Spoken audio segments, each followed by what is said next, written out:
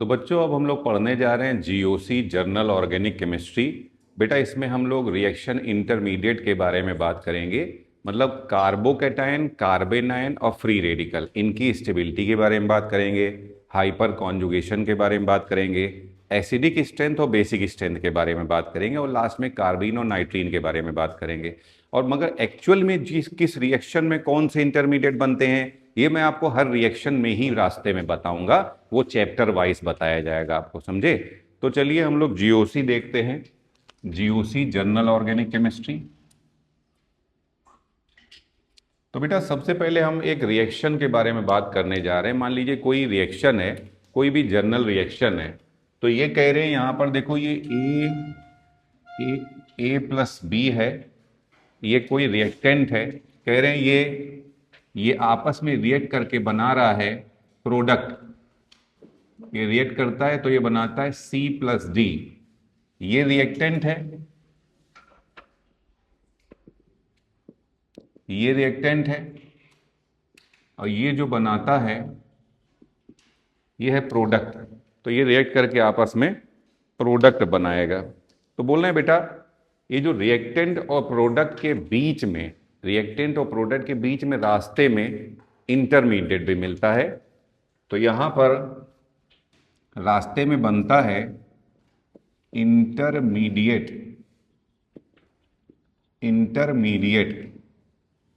But ध्यान रखना बेटा अगर कोई रिएक्शन एक ही स्टेप में हो रही है तो वहां पर इंटरमीडिएट नहीं बनता है, वहां केवल हमको काम चलाना पड़ता है ट्रांजिशन स्टेज से। ध्यान रखिएगा।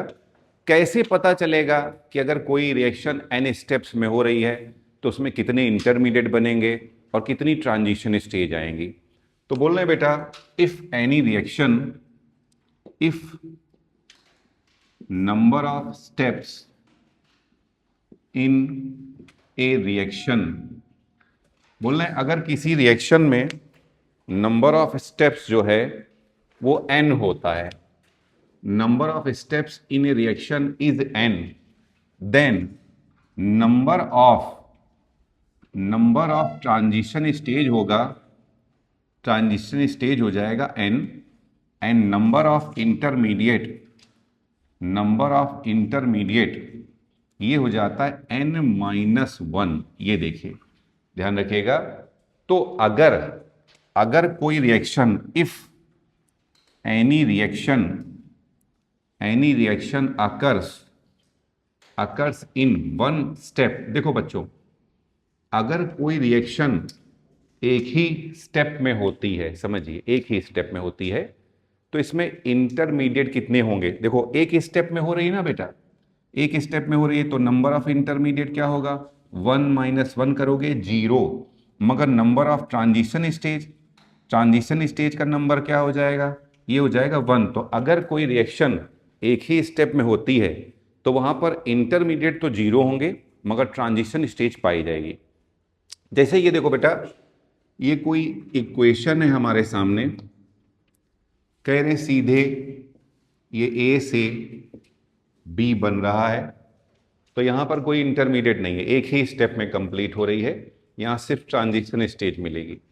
अब यहां पर बोल रहे हैं इसमें हर रिएक्शन का ना एक पोटेंशियल एनर्जी डायग्राम होता है, तो इसका भी कोई एक पोटेंशियल एनर्जी डायग्राम होगा। देखिए ये इस तरह से मिलेगा आपको। ये मान लीजिए ये आपके रिएक्टेंट की एनर्जी है, ये ए की एनर्जी है, और ये प्रोडक्ट की एनर्जी है, तो ये ग्राफ मिलेगा इस तरह से। ये जो होता है इसको बोल रहे हैं बेटा, ये इसका एनर्जी, पोटेंशियल एनर्जी ग्राफ होता है। हर रिएक्शन का अपना एक पोटेंशियल एनर्जी ग्राफ होता है, और यहाँ पे ये जो पीक मिल रहा है ना इसको बोलते हैं ट्रांजिशन स्टेज। ये होती है ट्रांजिशन स्टेज, ये होता है रिएक्टेंट और ये होता है प्रोडक्ट। ये जरूरी नहीं है ये प्रोडक्ट नीचे भी हो सकता है, इसका लेवल ऊपर भी हो सकता है, डिपेंड करता है रिएक्शन कैसी है, रिएक्शन एंडोथर्मिक है या रिएक्शन एक्सोथर्मिक है, ध्यान दीजिएगा, समझे। तो यहां पर इस एक्सिस पे हम लोग पोटेंशियल एनर्जी लेते हैं और इस एक्सिस पे टाइम लेते हैं। टाइम ले सकते हो या बोल सकते हैं रिएक्शन प्रोग्रेस, रिएक्शन प्रोग्रेस ले लेते हैं, समझे। देखो बेटा, रिएक्टेंट ये एनर्जी को बताता है, समझिए, ये एक एनर्जी को बताता है। ये रिएक्टेंट की एनर्जी है इतनी, शुरुआत में इसके पास इतनी एनर्जी है। ये प्रोडक्ट की एनर्जी है। बताओ बेटा, रिएक्टेंट की एनर्जी ज़्यादा है, प्रोडक्ट की एनर्जी कम है, तो जब रिएक्शन होगी तो बताओ एनर्जी रिलीज होगी कि एनर्जी एब्जॉर्ब होगी? बताइए बताइए। इसकी एनर्जी ज़्यादा है, इसकी एनर्जी कम है, तो एनर्जी क्या हो जाएगी? रिलीज हो जाएगी। यानी कि रिएक्शन कैसी हो जाएगी? एक्सोथर्मिक। तो पता चल गया ना आपको कैसे पता चलता है कि ये एक्सोथर्मिक का ग्राफ है। अब दूसरा समझो। देखो बेटा, ये होता है, ये जो सबसे ज्यादा पीक है ना, इसको बोलते हैं थ्रेशोल्ड एनर्जी बैरियर।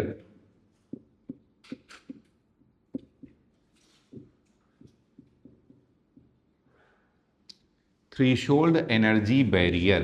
सुनो बेटा, अब देखो, ये जितनी शुरुआत में एनर्जी है रिएक्टेंट के पास, इसको बोलते हैं एवरेज एनर्जी। ये होती एवरेज एनर्जी ऑफ रिएक्टेंट। शुरुआत में रिएक्टेंट के पास जितनी एनर्जी है, मान लीजिए मैं एक एग्जांपल के फॉर्म में, कि इस बार एक जर्नल कट ऑफ अपना मानते हैं कि अपना 36 मान लें। इस बार क्या, कभी आपका नीट का टेस्ट हुआ, नीट का पेपर हुआ, है ना, और कट ऑफ जाता है 550। कट ऑफ कितना गया? 550। और बच्चे के नंबर हैं 350। बच्चे के कितने नंबर हैं? 350। तो ये बच्चे के नंबर हैं शुरुआत में, मगर बेटा कट ऑफ कितना था? 550। तो बच्चे को और कितने नंबर चाहिए सेलेक्ट होने के लिए? बताइए। 200। वैसे ये देखिए, ये बच्चा है, रिएक्टेंट बच्चा है, ये डॉक्टर है, प्रोडक्ट डॉक्टर है, समझे। ये थ्रेशोल्ड एनर्जी बैरियर है, ये कट ऑफ है। मतलब कट ऑफ तो कार पार करना पड़ेगा ना भैया अगर सेलेक्ट होना है, समझे। तो बोल रहे हैं, और इसको क्या इतनी और एनर्जी चाहिए? क्या इसको इतनी और एनर्जी चाहिए? ये देखिए, इतनी और एनर्जी चाहिए जिससे ये रिएक्टेंट प्रोडक्ट में कन्वर्ट हो जाएगा। इसी को बोलते हैं हम लोग, कितना इसको और एनर्जी दे दो, इतनी और एनर्जी दे दो, तो इसको बोलते हैं एक्टिवेशन एनर्जी। क्या बोलते हैं? Activation energy. देखिए, तो इसको बोलेंगे एक्टिवेशन एनर्जी। ध्यान रखिएगा, ये होता है एक्टिवेशन एनर्जी। तो मैंने दो बातें बताई, सुनिए ध्यान से।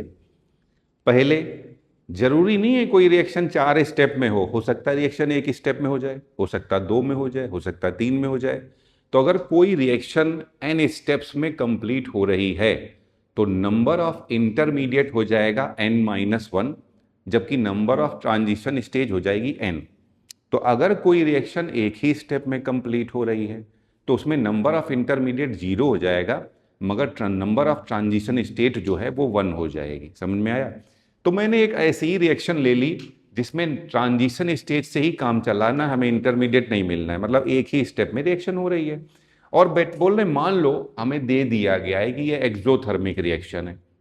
एक्सोथर्मिक रिएक्शन मतलब एनर्जी रिलीज होगी। एनर्जी रिलीज तभी होगी जब प्रोडक्ट की एनर्जी कम होगी और रिएक्टेंट की एनर्जी ज्यादा होगी। तो ये एक एक्सोथर्मिक रिएक्शन का मैंने ग्राफ बनाया है। फिर मैंने आपको बताया बेटा, ये रिएक्टेंट की खुद की एनर्जी है। शुरुआत में रिएक्टेंट में जितनी एनर्जी होती है ना, उसे उसकी एवरेज एनर्जी बोलते हैं। ध्यान रखिएगा, इनिशियली रिएक्टेंट की जितनी एनर्जी होती है उसे एवरेज एनर्जी बोलते हैं। फिर बोला, ये बेटा थ्रेशोल्ड एनर्जी बैरियर है। रिएक्टेंट को और कितनी एनर्जी मिल जाए जिससे वो थ्रेशोल्ड एनर्जी बैरियर को क्रॉस कर जाएगा और प्रोडक्ट में कन्वर्ट हो जाएगा। तो जितनी एक्स्ट्रा, वो एक्स्ट्रा अमाउंट ऑफ एनर्जी जिसके बाद रिएक्टेंट जो है प्रोडक्ट में कन्वर्ट हो जाएगा, इसे एक्टिवेशन एनर्जी बोलते हैं। और ग्राफ में ये जो पीक होता है ना, इस पीक को बेटा ट्रांजिशन स्टेट बोलते हैं। ध्यान रखिएगा, ये जो पीक मिल रहा है आपको ट्रांजिशन स्टेट बोलते हैं। ये ग्राफ एक एक्सोथर्मिक रिएक्शन को रिप्रेजेंट कर रहा है। मान लो मैं बताया था यहां पे हम लोग पोटेंशियल एनर्जी लेते हैं, इस एक्सिस पे, इस एक्सिस पे पोटेंशियल एनर्जी ली जाएगी। देखिए, तो अब मान लीजिए अगर मैंने यहीं पे ऐसा ग्राफ बना दिया, एक और मैं ग्राफ बना रहा हूं सेम एक ही रिएक्शन का। ये एक्सोथर्मिक रिएक्शन को रिप्रेजेंट कर रहा था। अब की मैं एंडोथर्मिक रिएक्शन का ग्राफ बनाने की कोशिश कर रहा हूं। ये देखिए, ये रिएक्टेंट है और ये प्रोडक्ट है, ये रिएक्टेंट और ये प्रोडक्ट, ठीक है। देखो बेटा, ये और ये थ्रेशोल्ड एनर्जी बैरियर, समझिए, पहचानना सीखिए। यहीं पे ये है थ्रेशोल्ड एनर्जी बैरियर, समझे, ठीक। तो ये देखो बेटा, अभी बताया था, ये जो शुरुआत में एनर्जी होती है, ये जो रिएक्टेंट की एनर्जी है, इसको बोलते हैं एवरेज एनर्जी।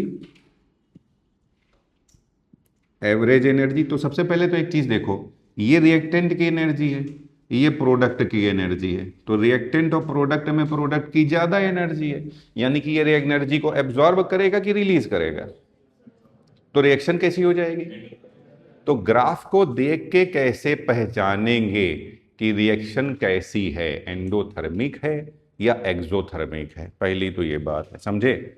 अब ये बेटा, ये देखो, ये जो इतना बचा हुआ पार्ट है, बोल रहे हैं, अभी बताया था एक्टिवेशन एनर्जी क्या होती है, वो एक्स्ट्रा अमाउंट ऑफ एनर्जी जो अगर हम प्रोवाइड कर दें,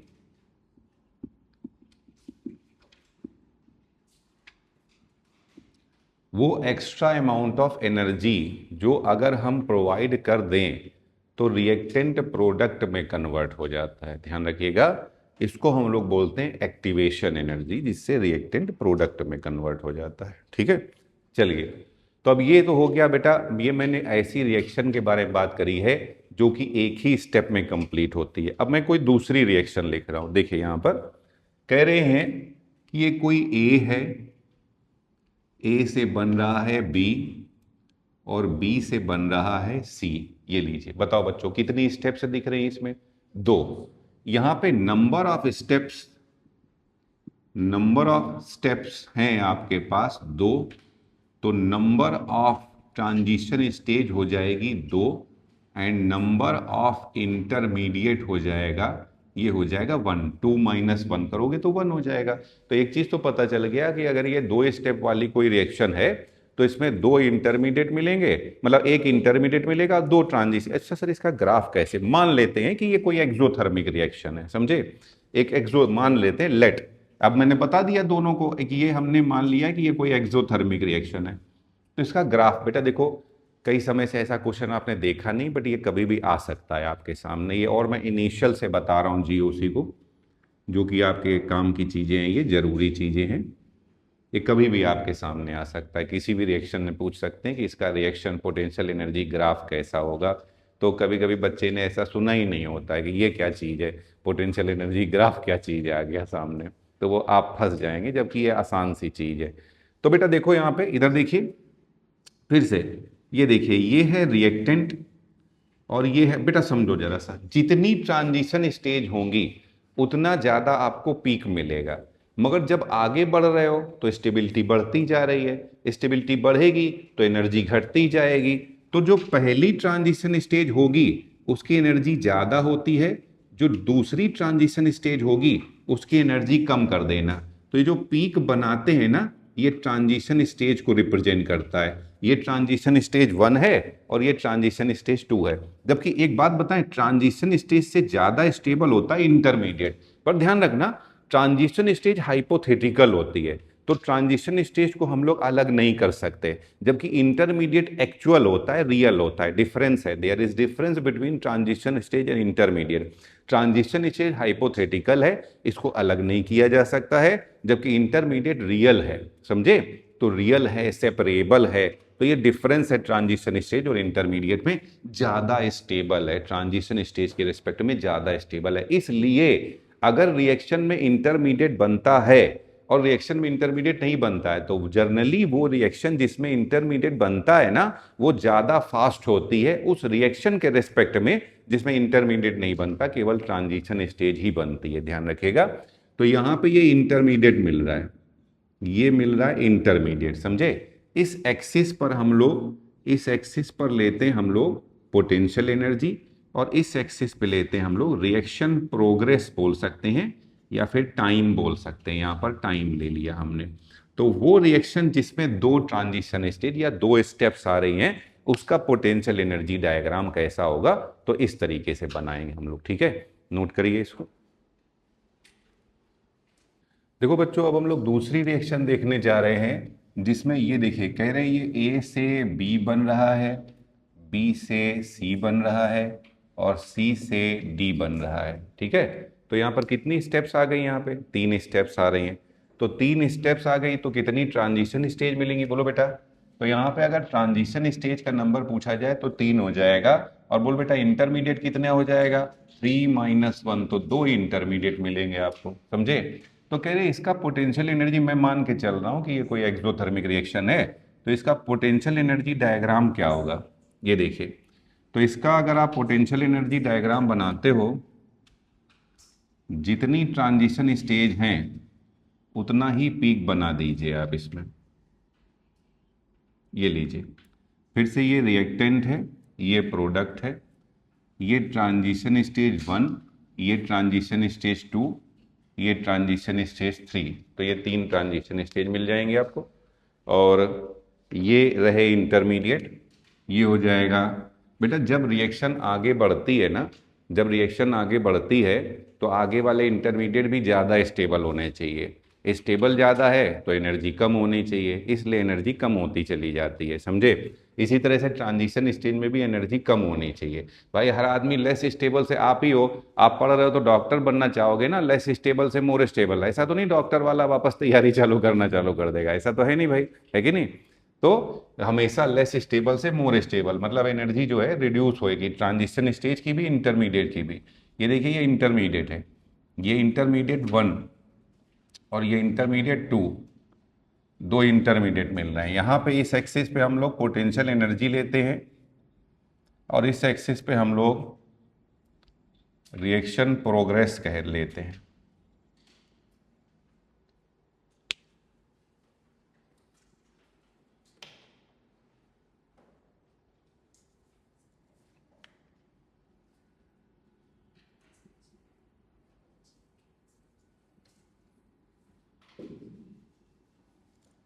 चलिए अब बेटा हम लोग देखने जा रहे हैं बॉन्ड, बॉन्ड का क्लीवेज के बारे में बात कर रहे हैं।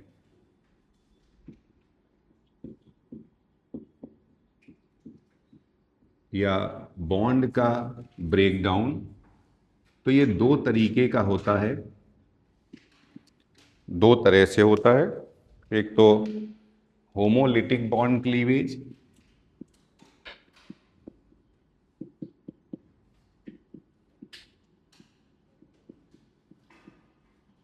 या इसी को कहते हैं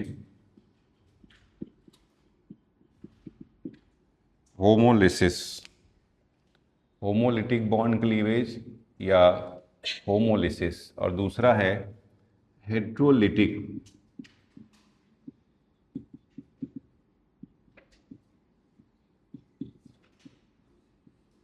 हेट्रोलिटिक बॉन्ड क्लीवेज या हेट्रोलिसिस।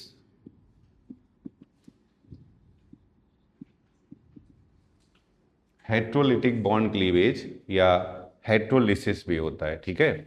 तो बेटा ये जो होमो, अब हम इनको एक एक करके समझेंगे। सबसे पहले तो बात कर रहे हैं हम लोग होमोलिसिस की या होमोलिटिक बॉन्ड क्लीवेज।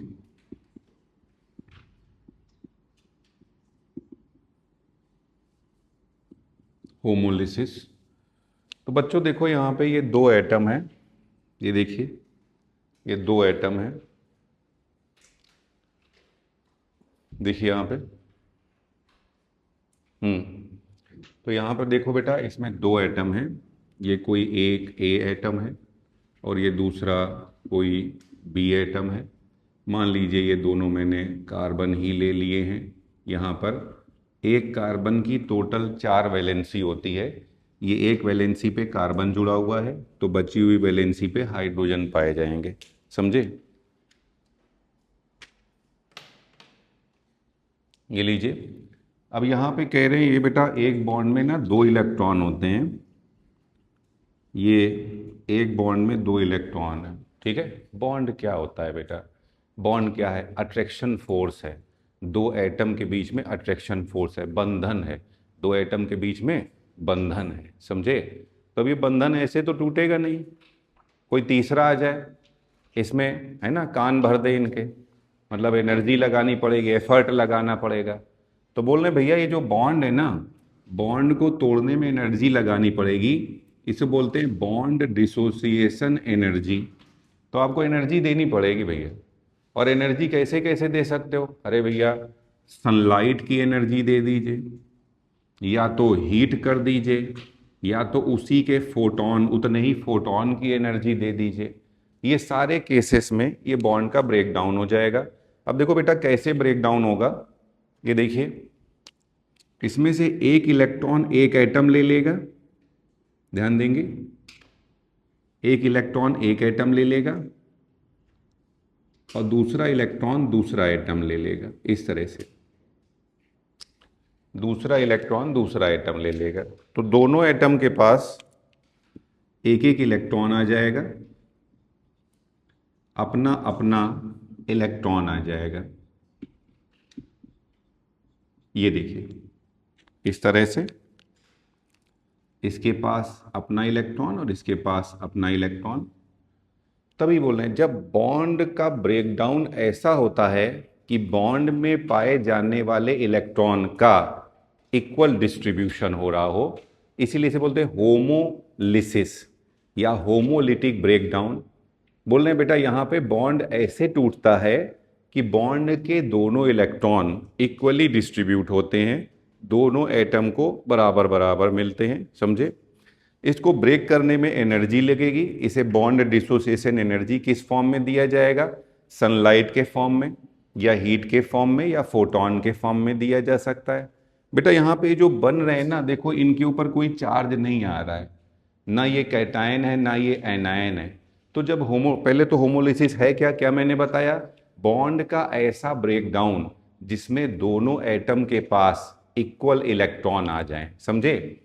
तो such type of cleavage in which both electrons of bond are equally distributed. Both electrons of bond are equally distributed. Bond के दोनों इलेक्ट्रॉन का इक्वल डिस्ट्रीब्यूशन हो। अब देखो बेटा यहाँ पे जो बन रहे हैं, ये जो हमें मिल रहा है, इनके ऊपर कोई चार्ज नहीं है, तो जो मिलता है ये मिलता है uncharged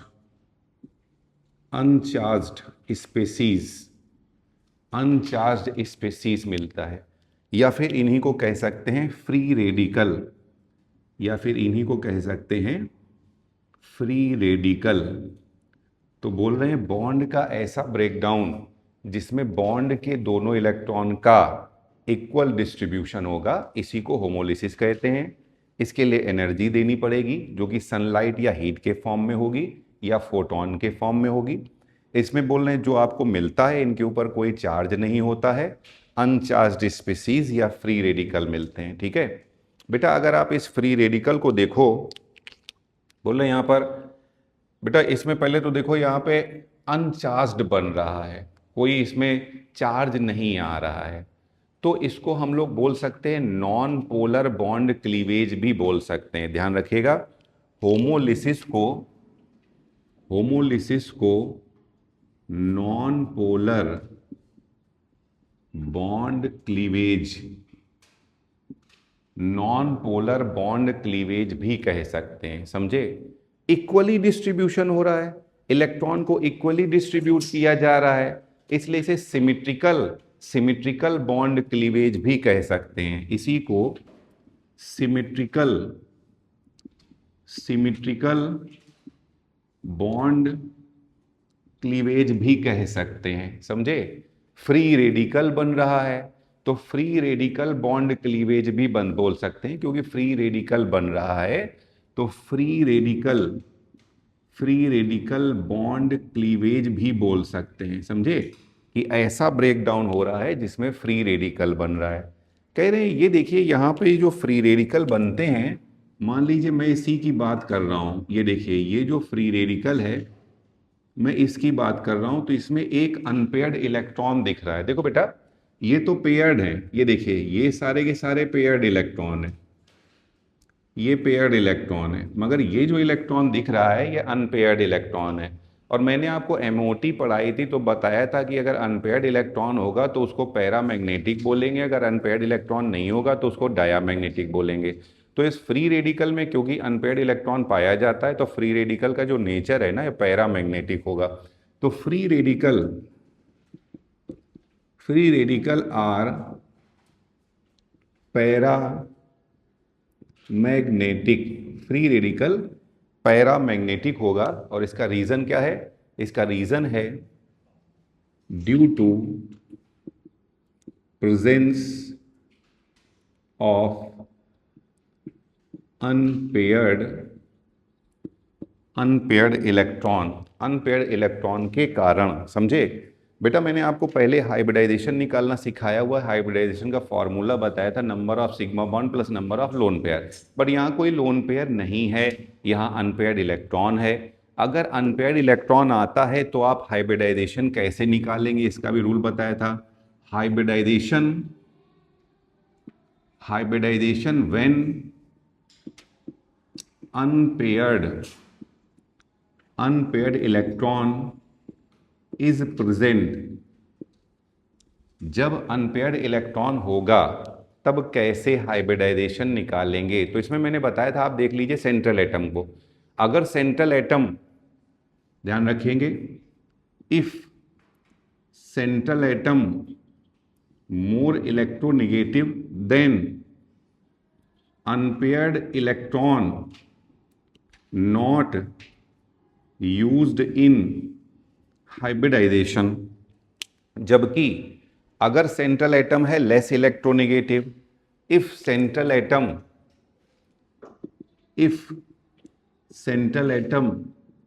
less electronegative then unpaired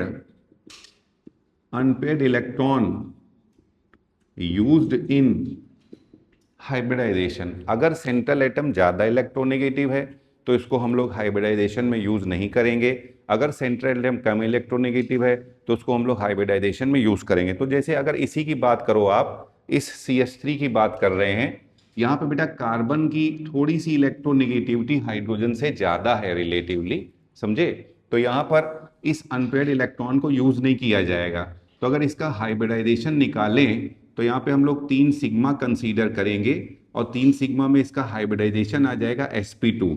तो यहाँ पर इसका हाइब्रिडाइजेशन sp2 आ जाएगा। जबकि अगर आपको ये फ्री रेडिकल दे दिया जाए, देखिए अगर आपको ये फ्री रेडिकल दे दिया गया है,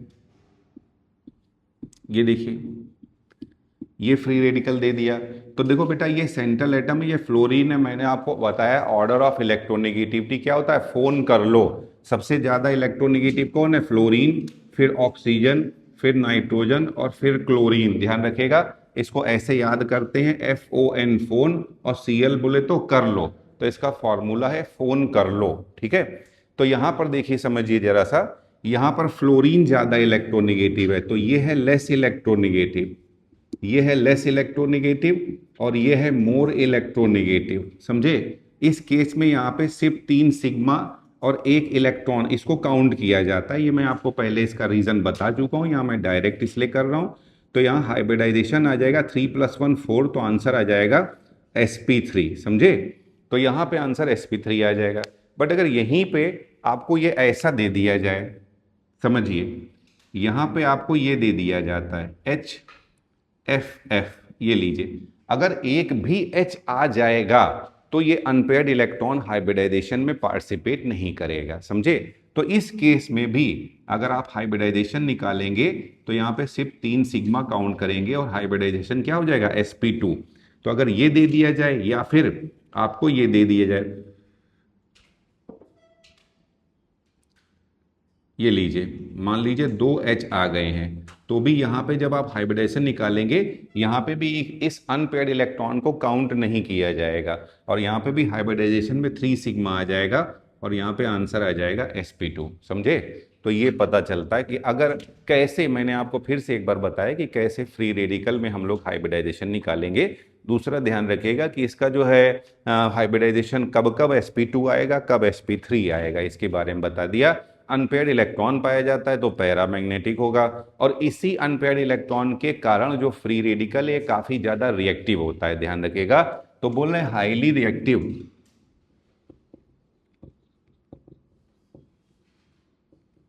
हाईली रिएक्टिव ड्यू टू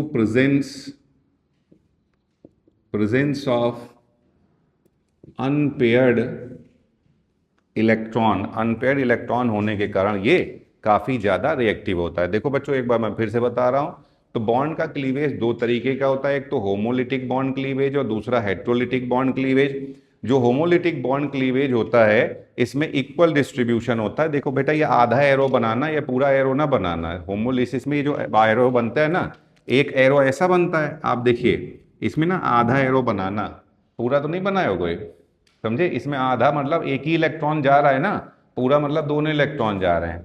तो बोल रहे हैं, सुनिए ध्यान से, तो ये कह रहे हैं इसमें एक इलेक्ट्रॉन एक एटम के पास जाएगा, दूसरा इलेक्ट्रॉन दूसरे एटम के पास जाएगा।